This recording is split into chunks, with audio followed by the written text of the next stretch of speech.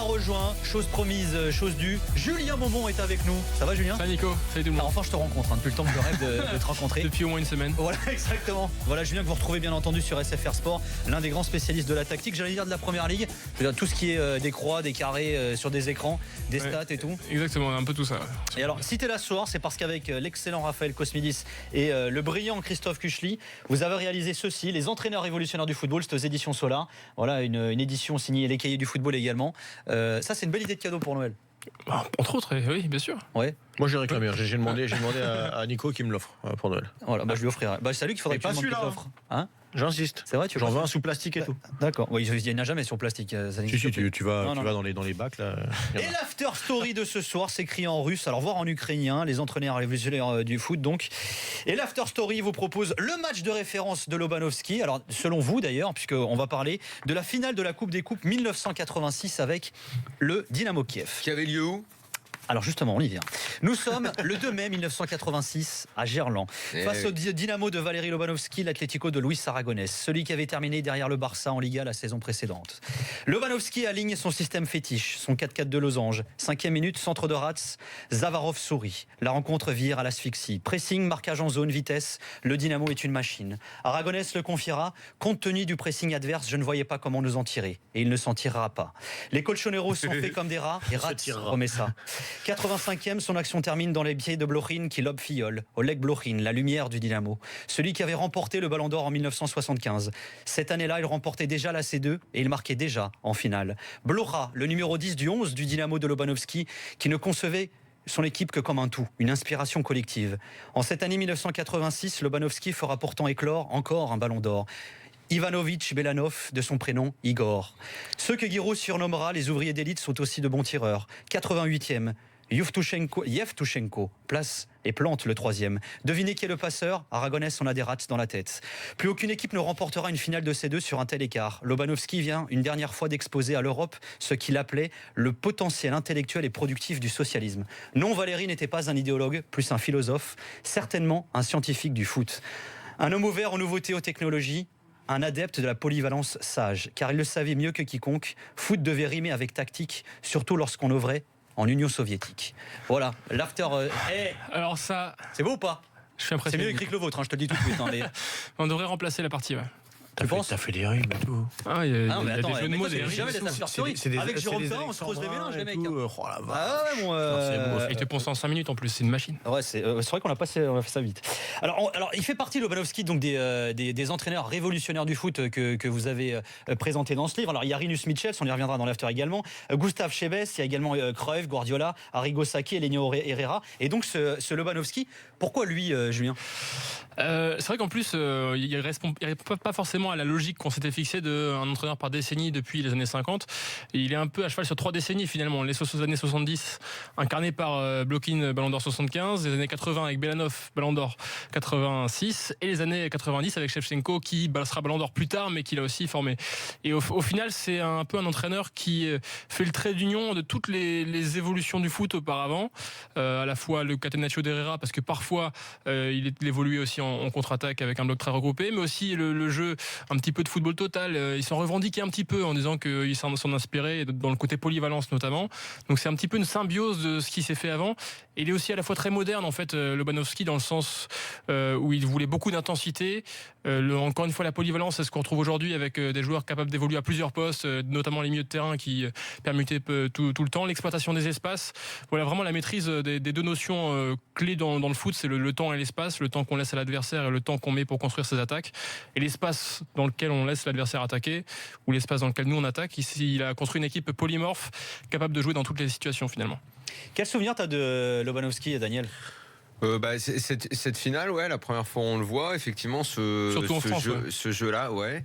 Alors, il y avait une dimension politique, d'ailleurs je te coupe, c'est vrai que c'était un peu la petite attraction, les Français, enfin les Européens occidentaux voyaient des Soviétiques, quoi. C'était un peu ça aussi l'attraction. Mais le contact, en tout cas les visions étaient assez rares à l'époque, puisque à part les compétitions internationales avec l'URSS et ses Coupes d'Europe, on ne voyait pas jouer les équipes soviétiques en France finalement. Pardon, je t'ai coupé. Et donc oui, effectivement, ces joueurs-là, et le fameux Belanov Belanov qui avait été Ballon d'Or cette année-là, parce qu'à l'époque on donnait pas les Ballons d'Or aux joueurs qui n'étaient pas européens, sinon Maradona l'aurait eu puisqu'il y avait la Coupe du Monde qui a suivi. Et dans la Coupe du Monde qui suit, le sélectionneur de l'URSS, c'est lui. Et il y a le match de l'équipe de France contre eux où Rats marque d'ailleurs une super belle frappe et tout. Et en fait, Lobanovski, il a été connu pour faire les deux. Et il les emmène également à l'Euro 88 où ils font finale contre les Pays-Bas. Donc c'est vraiment un moment, c'était école de football Lobanovski. Ouais, et en plus, il y avait une dizaine de titulaires du Dynamo Kiev qui étaient titulaires aussi dans cette équipe du Donc c'était RSS. l'école de Kiev. Et c'était l'Ukraine qui était le représentant de l'URSS finalement. Avant la séparation, avant la dissolution de l'URSS. SSSR pardon, excuse-moi, je ne lis pas le russe. Voilà. Et oui, non, c'était un très beau football. Ouais. Et oui, effectivement, je ne sais pas si c'était avec toi qu'on en avait parlé un soir. Effectivement, quand lui mettait en avant la force du collectif. Avec l'idéologie, il y avait l'idéologie politique derrière. Ce qui semblait tout le temps leur manquer, c'était justement le fait qu'on ne permettait pas à l'individualité d'aller jusqu'au bout. C'est-à-dire qu'elle devait toujours être mangée par le collectif. Et parfois, il y a eu des ballons d'or, c'est ce qu'on disait. Mais il fixait un cadre extrêmement strict. Voilà, et Belanov qui se sont détachés. Mais bon, Belanov dans les ballons d'or, dans les circonstances, je pense qu'il le doit beaucoup à cette finale de Coupe qui était extraordinaire. Blokin en 75, c'est impressionnant ce qu'il fait, c'est que contre les adversaires un peu modestes, le Dynamo Kiev joue au ballon, fait un jeu de position comme on peut retrouver parfois aujourd'hui, qui est vraiment un jeu fluide de passe, etc.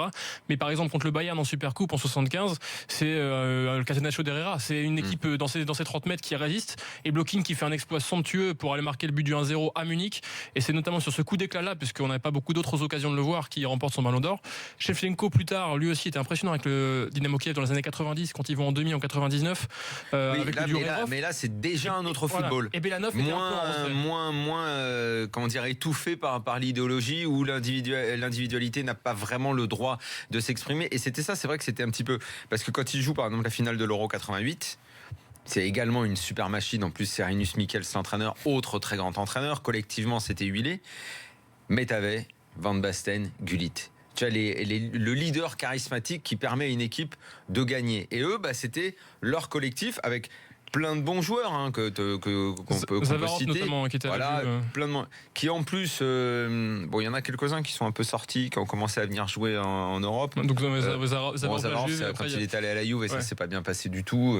Mais ils avaient un petit peu du mal à sortir en fait du cocon, et c'est peut-être ce qui leur manquait, parce que franchement l'équipe qu'ils ont à la Coupe du Monde 86, c'est pas mal, hein. C'est pas dans ce match qu'ils font un match complètement dingue contre la Belgique. Ils sont éliminés en huitième après prolongation, 4-3 triplé. Belanov met 3 buts, ça aussi ça participe à son ballon d'or. Tu parlais du cocon, Daniel, et c'est vrai que la dimension politique est autour de ça. Vous l'expliquez également dans le bouquin, mais c'est vrai que je te vous vois pas, hein, rassure-toi. je parle de vous trois, mais c'est vrai que tu le dis, après la chute du mur, alors que beaucoup de joueurs décident finalement d'aller dans des grands clubs, lui il part dans le golf, quoi. Est-ce qu'il a pas un peu au bout d'un moment il s'est dit je vais croquer un peu d'oseille. C'est pas faux, il aurait pu croquer ailleurs aussi. Ouais. Mais là il a dit je croque d'un coup. Et en plus je suis au soleil, je me repose un peu parce que ça fait des années que je rame à Kiev dans la neige. C'est pas faux aussi. C'est vrai qu'il a longtemps été un porte-à-faux aussi par rapport au pouvoir politique, parce qu'il regrettait le peu de moyens qui étaient mis à sa disposition.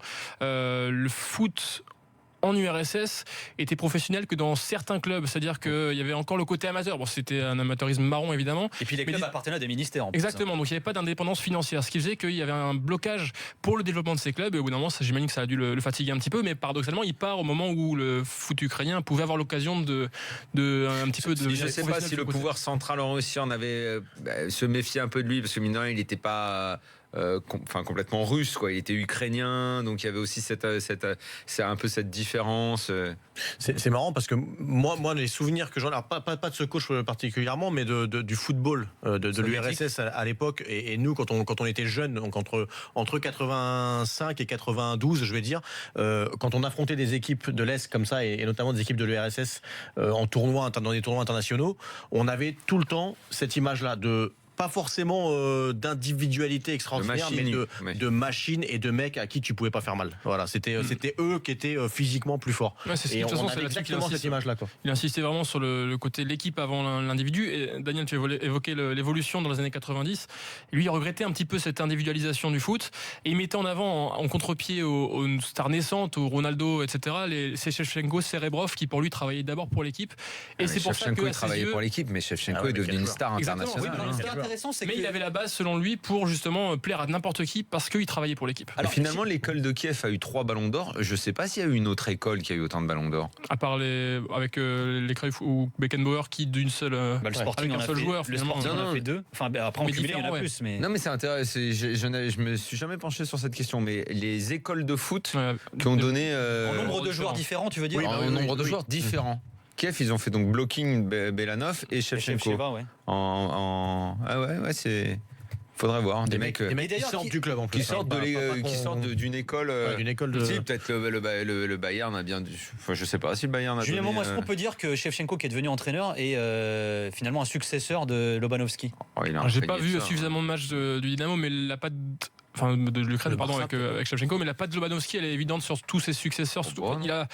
Il a un paquet de ses anciens joueurs qui sont devenus entraîneurs, en fait, une vingtaine, et je crois qu'il y en a au moins 5-6 qui sont devenus sélectionneurs de l'Ukraine après lui. Blokhin l'a été, il y a eu Mikhailichenko, il y a Shevchenko, donc oui, son influence, elle est énorme. Évidemment, voilà, tous pâtissent un peu de la comparaison, et ils sont pas non plus dans les mêmes conditions que lui était à l'époque. C'est un bon quiz, ça. Je pense que sur Twitter, il y en a qui. C'est quoi, je suis en train de regarder là aussi, moi, pendant dans que. les ballons d'or pendant des qu'on mecs se parle. qui est sortis d'une même école. Pendant qu'on se parle, là, je regardais. Non, parce que. Non, Mathéo, c'est Le Barça de la Masia, t'en as pas quelques-uns quand même, non? Le Barça, t'en as des mecs. Messi, T'as Messi et t'as Messi Messi et Luis Suarez. C'est lui tout Est-ce que seul. Manchester United, avec Charlton, Best, Ouais, c'est pas con ça. T'es là, toi? Ouais. Matthews, il est d'où? Blackpool, non, c'est pas ça. Marche pas. Liverpool, Michael Owen, Dalglish, Stoke non? City, même, il est formé. Ah ouais. Bon, on va Dalglish, regarder. il a Tiens, pris le Ballon d'Or. vous les mecs là qui nous écoutez, là, vous avez que ça à faire, là, vous allez regarder. Quel est le club qui a formé le plus de ballons d'or? Keegan, Bah, si, pardon, toi qui nous écoutes, là. Keegan, peut-être. Ouais, peut-être. Parlons un petit peu. Jérôme il est Thomas, pas- le il est producteur, pas de là-bas l'école non rennaise, on a 0. C'est confirmé. C'est confirmé par Jérôme Thomas. Parlons un peu de Lobanovski également. Le profil, alors ce qu'il était aussi, on va dire, hors foot. Alors c'était, je disais tout à l'heure dans l'after story, c'était un scientifique. Alors c'était un mathématicien, médaillé d'or. Raconte-nous un peu ça, là. Ouais, il a une formation alors d'ingénieur sur les côtés thermiques pour les radiateurs. Ingénierie du chauffage. En quelque sorte. Ingénierie du chauffage. C'est les termes compliqués Ingénieur du radiateur. Par Du contre, chauffage, ingénieur de chauffage ou des choses comme ça, ouais. Mais c'est vrai que oui, il a une formation chauffeur. scientifique et cette formation scientifique, au final, il l'a appliquée au football en mettant en place des systèmes très très rigoureux. En fait, par exemple, pour chaque match, il donnait forme de radiateur. il donnait à ses joueurs un nombre d'actions prédéterminées à effectuer en fonction de leur poste. Par exemple, le milieu de terrain devait effectuer X passes, récupérer X ballons, notamment, et s'il n'atteignait pas les quotas, il devait travailler plus. Très mathématique. Quoi. Exactement, et c'était un petit peu un pionnier dans ce secteur-là des mathématiques. Il explorait aussi d'autres univers scientifiques avec le docteur Zelensov qui travaillait sur la biologie, sur différents secteurs scientifiques finalement pour améliorer également. Alors, voilà, je te laisse la responsabilité de ces mots-là, mais il s'en fout, le reste n'existe plus, dis-le, Julien. Mais il explorait différents secteurs et c'est aussi là qu'il a fait progresser les choses. Sur le côté analyse vidéo aussi, il a une énorme vidéothèque. Il avait une énorme vidéothèque au centre d'entraînement du Dynamo Kiev. Ce qui était hyper avant-gardiste, qui plus est d'ailleurs en Union soviétique. Ouais, mais énorme vidéothèque parce qu'à l'époque c'était les VHS, donc ça prenait vite de la place. Ça prenait la place, mais en tout cas en termes d'analyse des adversaires, il avait un précurseur. Ouais, il avait analysé, je crois que les 10 derniers matchs de toutes les équipes qualifiées pour l'Euro 88, par exemple, l'Euro dans lequel il mène l'URSS en finale. Bref, c'était vraiment la phase qualificative. Exactement, il avait tout préparé de manière. Ce qui paraît normal aujourd'hui, mais ce qui à l'époque. Et puis on imagine les moyens pour récupérer les matchs. C'est clair. Don Tomasino sur le hashtag RMC Live. Manchester United, Denis Law, Charlton et George Best. Ouais, 3 aussi. Voilà. Intéressant. Donc pour l'instant, ils sont à égalité avec le Dynamo Kiev. Donc, on est d'accord. Denis Law, Charlton et George Best. Best, il est formé, c'est ce que je me demandais aussi. Il arrive à 16-17 ans à Manchester. Ouais, ça compte. Ouais. Il arrive directement. Alors, on va prendre les critères FIFA. Entre 15 et 21 ans, il a fait au moins 3 ans. Voilà. Je sais que ça t'énerve, ça, ce genre de truc, Pierre. Parce que pour Pierre, un joueur n'est pas formé à cet âge-là. Je ne prends que les critères. Non, il faut une donnée objective. Il n'est pas formé que à cet âge-là. Non, mais ce sont les dîners. À 15 ans, oui, c'est la formation. Entre 15 et 21. Le mec qui fait 18-21, pour moi, c'est de la post-formation. C'est plus de la formation. Moi, je prends les critères de la FIFA. C'est pas pareil. Voilà. Je ne prends que les critères de ouais, bien sûr. Suivons la FIFA, soyons des boutons, allons-y. Ouais, on prend ça parce que s'il faut remonter gamin et tout, c'est un petit peu comme si, je sais pas moi, Pierre Ducrot, Francis Lasserre et. Où est-ce que tu as commencé, toi? On va pas aller jusqu'au Ballon d'Or, mais à Saint-Ouen-l'Aumône, il y avait Grégory Proman, il y avait Pierre Issa, il y avait Pierre Ducrot. Il y avait Pierre Issa avec toi, mais pas 3 Ballons d'Or. Mais toi, t'es formé au PSG. Oui, T'arrives à quel âge entre 5 et 12 ans, Saint-Aumône, et puis après le PSG. Ouais. Ouais, mais de 12 ans. 15 à 21 ans, t'es au PSG. De 12 à 21 ans même. Moi, je marche, te dis que ça ça veut marche. pas gagner qu'il y ait plus que Kiev finalement. C'est à regarder de près. J'avais jamais pensé à ça. Moi non plus. Ouais, c'est pas évident. Ouais. Merci Julien, tu restes avec nous? Il y a le quiz. Si vous voulez bien Parce que sûr. pas obligé, Eh, t'es ça pas à faire, obligé si bien, tu veux ça va. si tu veux te barrer, On vous tu peux. rappelle, les entraîneurs révolutionnaires du football, Solar Edition. Alors sachez, on va revenir sur tous ces entraîneurs derrière tout au long de la semaine dans l'after. Mitchell, Guardiola, Cruyff, Ferreira, Il y a pas Saki, Mourinho Sebes. Mais c'est ce que je lui ai dit, il n'y a pas un Portugais. C'est quoi ton truc là? Regarde. Vas-y, reviens pas le là. Ce sera la deuxième fois que tu jettes par terre, Nicolas. Merci, Hop là, c'est nul. Voilà, c'est complètement bidon. Pas un seul gage. On revient dans c'est bon, quelques pourquoi instants avec le quiz de l'after. Il n'y a pas Mourinho, il n'y a même pas Arthur Georges. Oh non, À jamais le premier. À jamais le premier. On parle du FC Porto en 87. Voilà, de quoi? Dynamo Kiev FC Porto 87. Ouais, Non, qu'est-ce qu'ils leur ont mis? Foutré. Qu'est-ce qu'ils leur ont... Pas au foutre. Foutre. A tout de suite. On y fout.